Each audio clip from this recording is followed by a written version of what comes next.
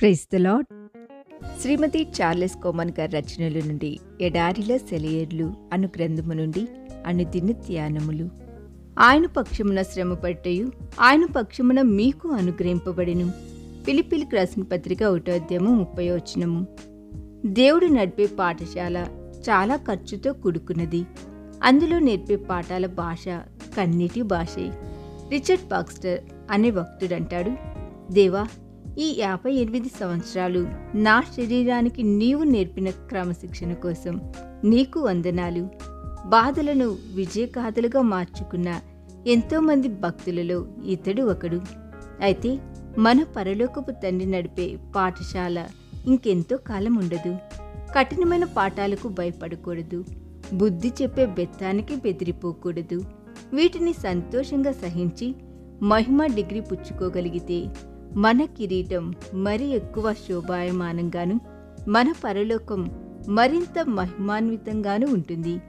ప్రశస్తమైన పింగాణి పాత్రలను 3 సార్లు కాలుస్తారు. కొన్నిటిని ఇంకా ఎక్కువసార్లు కాలుస్తారు. ఇంత వేడిని ఈ పాత్రలు ఎందుకు భరించాలి? 1 లేక 2 సార్లు కాలిస్తే చాలదా? అవును, 3 సార్లు కాలిస్తేనే కాని వాటి వివిధ వర్ణ సంకలనం పరిపక్వం కాదు. ఆ రంగులు వింత హంగులతో అవతరించి శాశ్వతంగా నిలిచిపోతాయి. మానవ జీవితంలో కూడా ఈ సూత్రాన్ని అనుసరించే మనం రూపుదిద్దుకుంటున్నాం. మన శ్రమలు మనలో 1-2 సార్లు కాదు, ఎన్నోసార్లు రగులుతున్నాయి. దేవుని కృప వల్ల తద్వారా వచ్చిన రంగులు శాశ్వతంగా ఉండిపోతాయి. ప్రకృతిలోని అతి చక్కనైన పుష్పాలు విశాల మైదానాల్లో పూయవు.